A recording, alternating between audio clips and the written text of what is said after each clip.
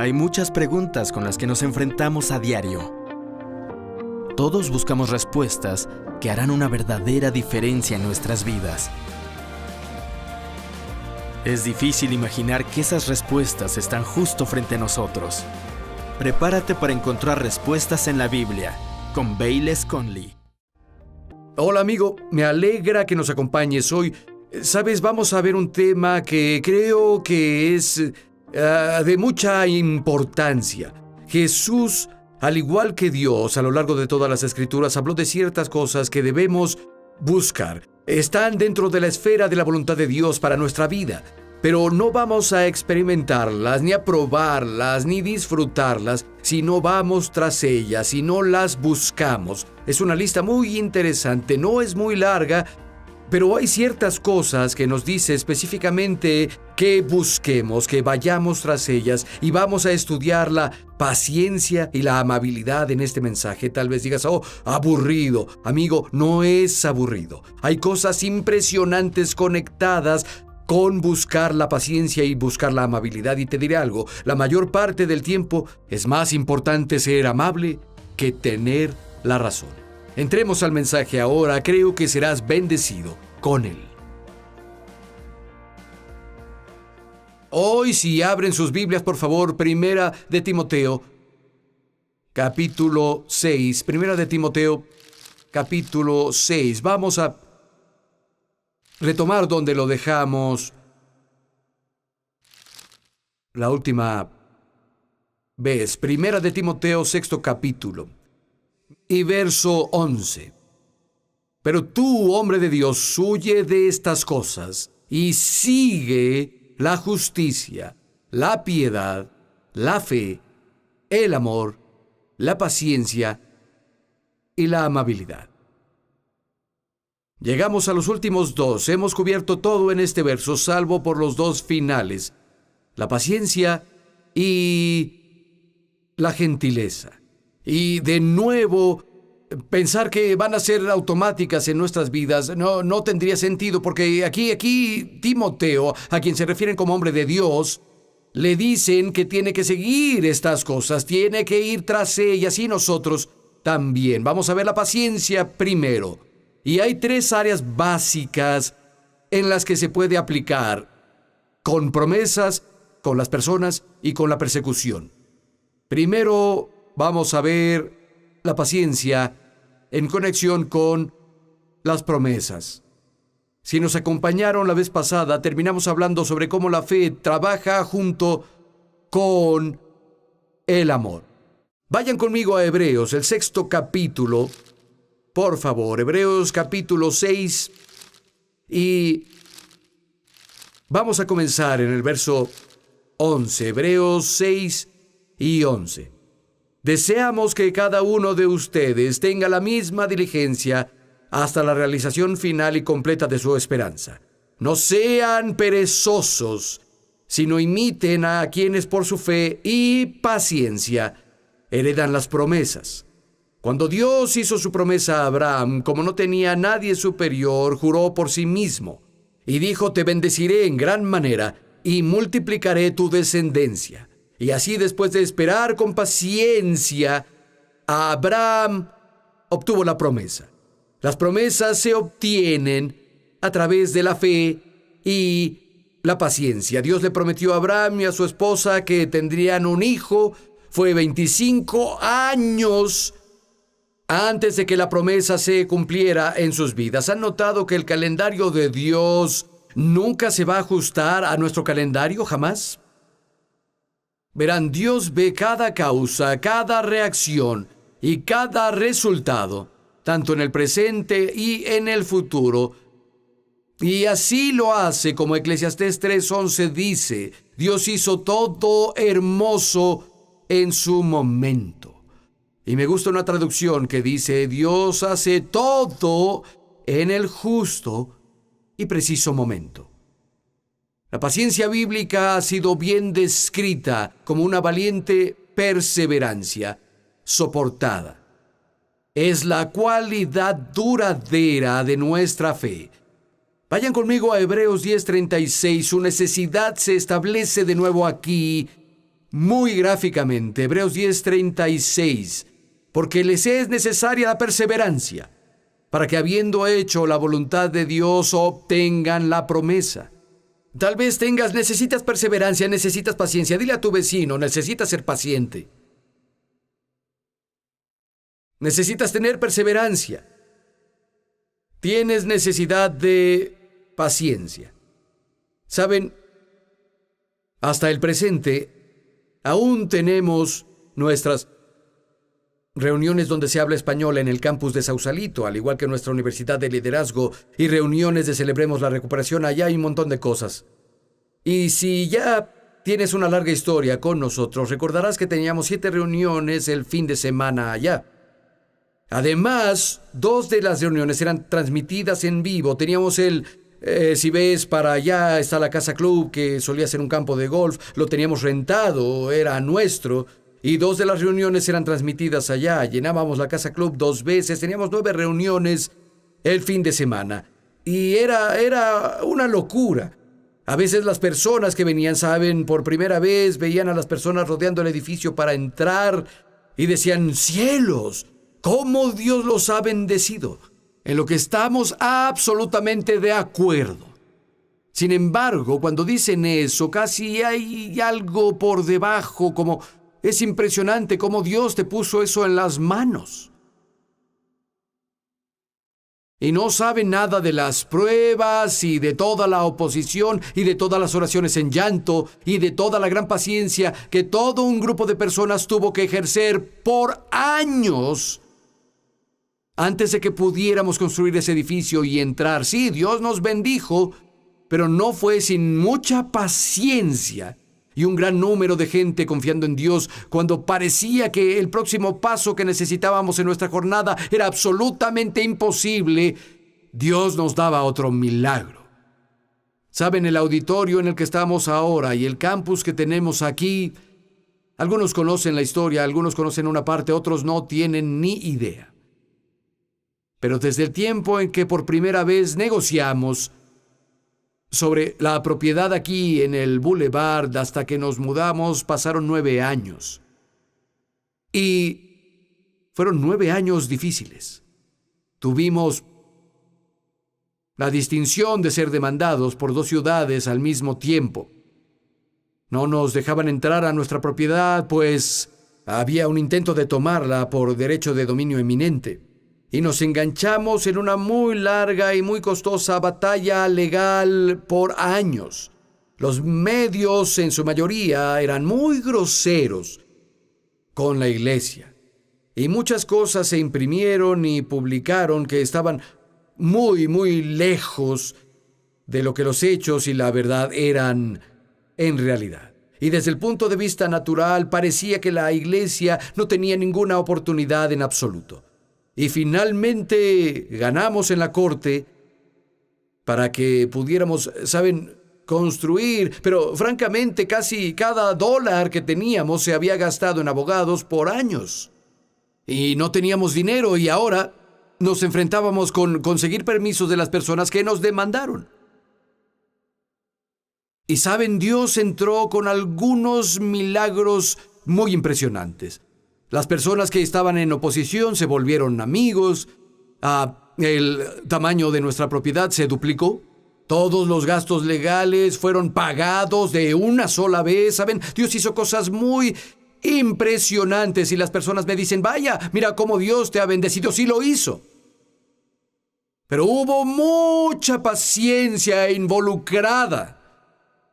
Algunos estuvieron con nosotros y pasaron todo eso con nosotros.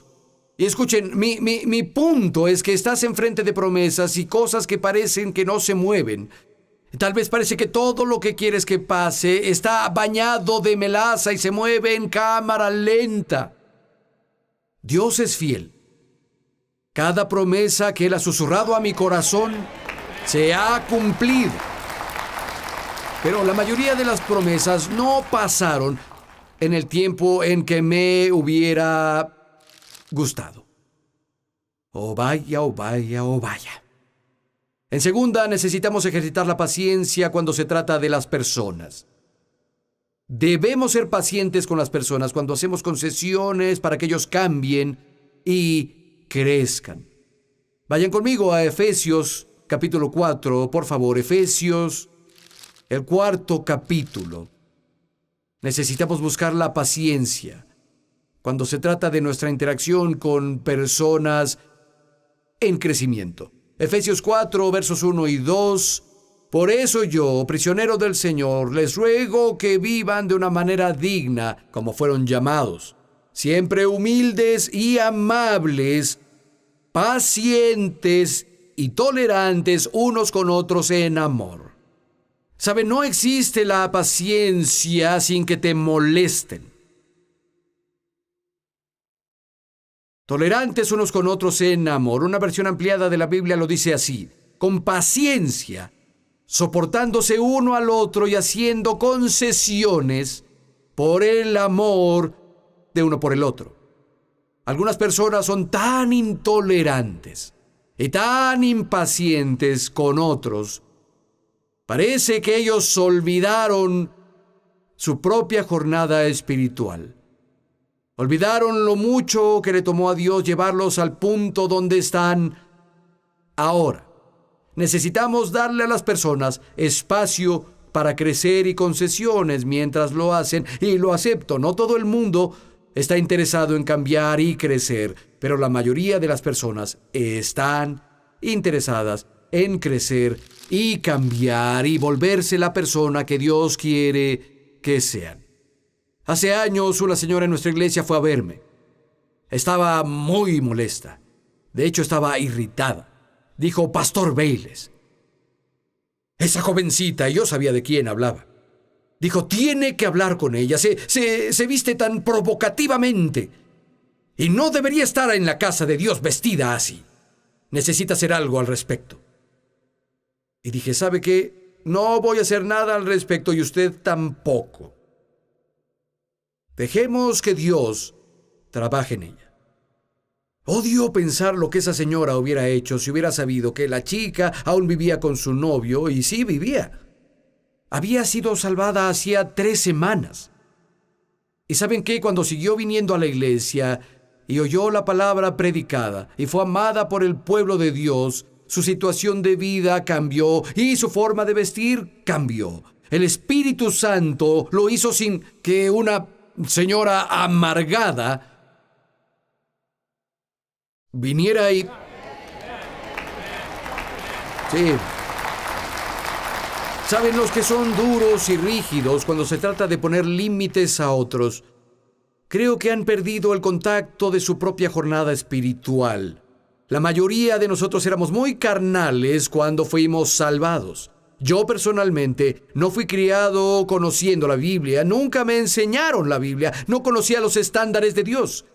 Y me volví creyente. ¿Y saben qué? Entre más asistía a la iglesia y entre más leía la palabra, más me daba cuenta de que muchas de las cosas que mis amigos y yo veíamos como normales estaban fuera de los límites que Dios colocó como comportamiento cristiano. Pero me llevó un tiempo entender algunas de esas cosas. Ahora entiendan, no estoy haciendo una excusa para la vida pecaminosa. Para nada. Los estándares de Dios no cambian, pero estoy intentando subrayar el hecho de que necesitamos dejar que las personas crezcan y cambien.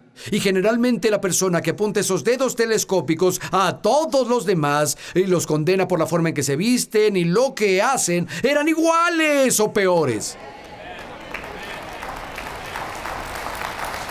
Necesitamos ejercitar la paciencia con las personas mientras crecen. Y saben, de hecho, una buena regla general es ser tan amable y paciente con las personas como te gustaría que lo fueran contigo.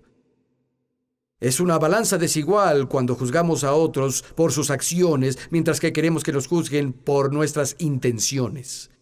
La Biblia dice que Dios odia las balanzas desiguales. Llegamos a la tercera cosa, cuando se trata de buscar la paciencia, y tiene que ver con la persecución. Cuando sufrimos por hacer lo correcto y vivir bien, parece que no hay una recompensa a corto plazo a la vista. Necesitamos ejercitar la paciencia. Vayan conmigo a 1 de Pedro, el 2º capítulo, 1 de Pedro capítulo 2, Y vamos a comenzar en el verso 19. Primera de Pedro 2:19. Porque es digno de elogio que por sentido de responsabilidad delante de Dios se soporten las penalidades, aún sufriendo injustamente. Pero ¿cómo pueden atribuirse mérito a algunos si soportan que los maltraten por hacer el mal?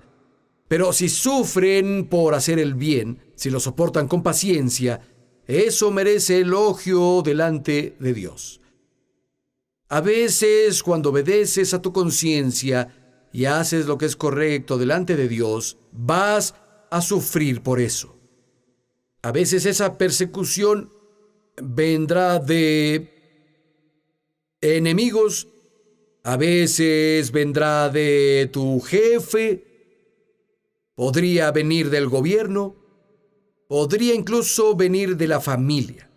La persecución, saben, todos los que viven para Dios con todo su corazón, saben algo sobre el sufrimiento en un grado u otro, pero no todos son tan gentiles ni amables mientras sufren.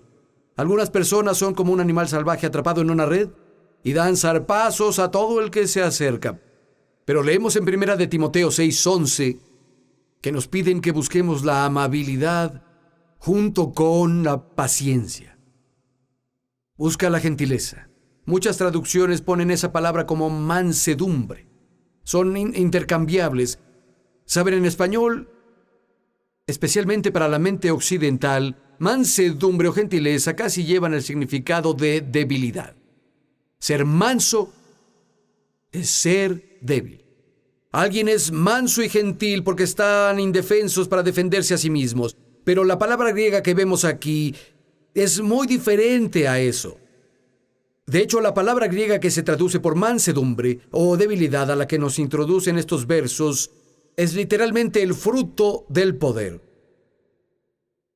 W. E. Vine, quien fue uno de los eruditos en griego más importantes del mundo en sus días, dijo esto: Jesús no era manso porque no podía ayudarse a sí mismo, sino porque tenía recursos infinitos del cielo a su mando. Y ese es el tipo de mansedumbre o gentileza que nos dicen que busquemos y nos invitan a aprender y a empaparnos de. Ahora, de acuerdo a Gálatas 5:23, la amabilidad es el fruto del Espíritu. En 1 de Timoteo 3:3 se enlista como uno de los requisitos para ser líder en la iglesia. Al acercarnos a Cristo y alimentar nuestros corazones de su palabra, el fruto de la gentileza comenzará a expresarse en nuestras vidas diarias. Y sí, hay veces cuando una mano firme es necesaria para lidiar con personas inflexibles, tanto dentro de la iglesia como fuera de la iglesia, pero en general llegarás más lejos al tratar con personas en un espíritu de gentileza de lo que llegarás si tratas personas con dureza. Vayan conmigo a 2 de Timoteo, capítulo 2. Ilustra esto bien. 2 de Timoteo 2. Y quiero comenzar en el verso 23. Dice: no tengas nada que ver con discusiones necias y sin sentido, pues ya sabes que terminan en pleitos. Un siervo del Señor no debe andar peleando. Más bien debe ser amable con todos, capaz de enseñar, paciente. Así, humildemente, debe corregir a los adversarios, con la esperanza de que Dios les conceda el arrepentimiento para conocer la verdad, de modo que se despierten y escapen de la trama en que el diablo los tiene cautivos, sumisos a su voluntad. No peleen, sean gentiles con todos. En un espíritu de humildad, corrijan a los que se oponen. Saben, eso hará infinitamente mucho más bien que pelear con las personas. La gentileza desarma a las personas. Y muchas veces es la única forma en que puedes hacer que las personas entren en razón, y tal vez puedes guiarlos al lugar donde pueden entrar en razón y arrepentirse. Saben, la Biblia incluso dice en el libro de Gálatas que cuando se trata de restaurar a un hermano o a una hermana que ha caído en pecado, dice: restáurenlo con un espíritu de mansedumbre, considerándote a ti mismo, no sea que tú también seas tentado. Saben, cuando alguien peca, alguien se equivoca, no se supone que debemos correr disparando desde nuestro caballo y condenándolos por involucrarse en el pecado. No le disparamos a nuestros heridos. Debemos restaurarlos en un espíritu de gentileza y humildad. Y aún así, como digo, a veces necesita ser muy directo. Piensen en Pablo, en el libro de Gálatas, cuando confrontó a Pedro sobre por qué había vuelto a la ley en oposición a la gracia. Pablo fue cara a cara con él para reprenderlo públicamente. Y pienso en cómo Pablo trató con el hechicero que estaba intentando hacer que el procónsul se alejara de la fe. Muy audaz y muy directo. Pero saben que en su mayor parte, él aprovecha y sus cartas están bañadas de un espíritu de gentileza. No puedes perderte esto, escúchalo. Al escribir a los Corintios dice: ahora yo, Pablo, les ruego a ustedes por la mansedumbre y ternura de Cristo.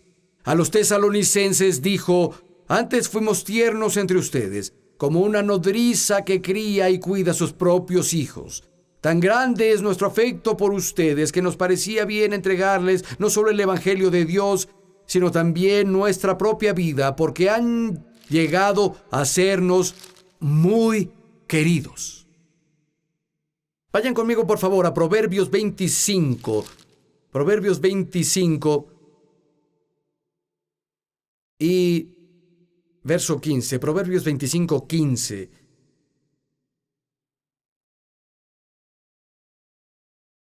Les daré un momento para encontrarlo. Proverbios 25, 15 dice: con paciencia se convence al gobernante.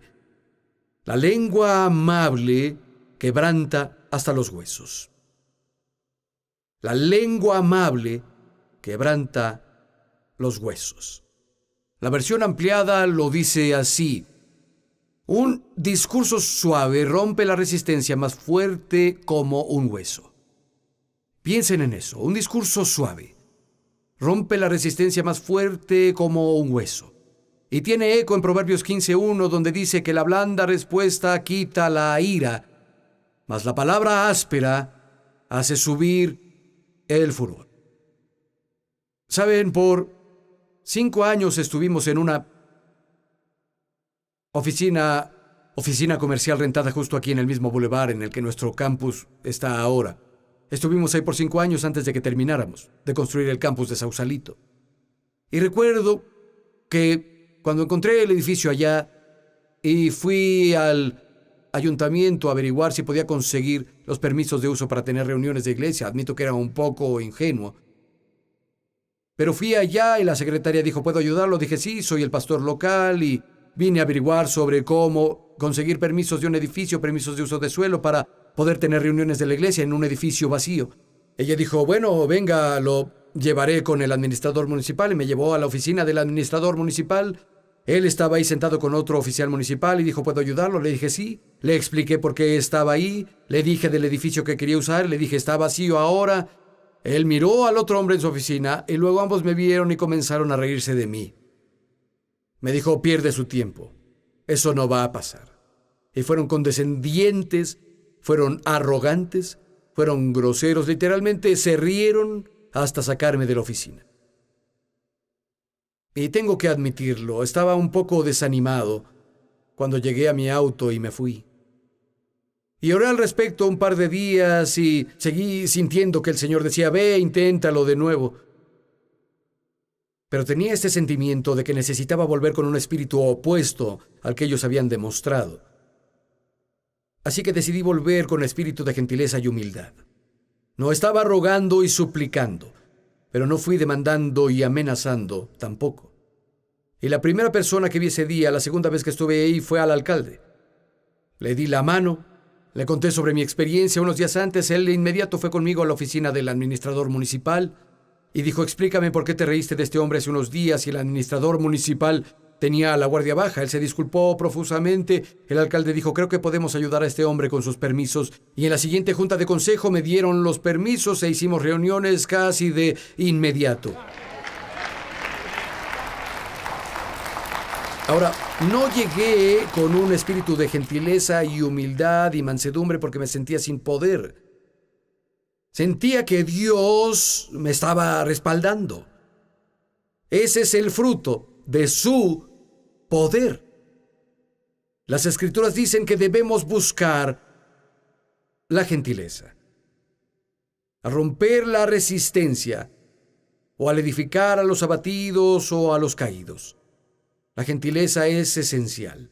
Debe ser algo que busquemos hasta que, como dice en Filipenses 4:5, nuestra amabilidad sea evidente a todos, porque el Señor está cerca. Y saben, Jesús es la personificación de la humildad y la mansedumbre. Y más que en ningún otro lado se despliega en su crucifixión. No era impotente en la cruz. Las Escrituras dicen que podría haber llamado a legiones de ángeles para rescatarlo y destruir a sus enemigos. Pero en lugar de eso, murió para liberarte de sus enemigos. Se humilló a sí mismo para que pudiéramos ser levantados, se maldijo para que pudiéramos ser bendecidos. Murió para que pudiéramos vivir. Jesús es nuestro ejemplo supremo en todas estas cosas que nos dicen que busquemos. ¿Y qué ejemplo es Él? ¿Qué Salvador es Él? Solo por un momento, inclinen la cabeza, cierren los ojos si no les importa. Sabes, en todas las cosas, Jesús es nuestro ejemplo supremo. Cuando se trata de amabilidad, cuando se trata de paciencia, cuando se trata de gentileza. El rey David dijo en el libro de Salmos: Señor, tu voluntad me ha engrandecido. Jesús, soy manso, humilde de corazón, soy gentil. Tomen mi yugo sobre ustedes y aprendan de mí. Y sabes que hay una fuerza en la gentileza. No se trata de ser gentil porque no tienes poder, sino porque el poder de Dios está a tu disposición, ha sido delegado a ti a través de Jesucristo. Y cuando vemos a Jesús y los diferentes escenarios por los que pasó, las diferentes oposiciones que enfrentó, y la forma amable y gentil con las que lidió a los oprimidos y quebrantados, te diré algo: síguelo siempre. Me encantan las palabras de María, la Madre de Jesús. Lo que Él les diga, háganlo. Él es de nuevo nuestro ejemplo supremo. ¿Y qué Salvador tenemos? Quien se humilló a sí mismo, tomó sobre sí mismo un cuerpo de carne y bajó aquí para rescatarnos a nosotros.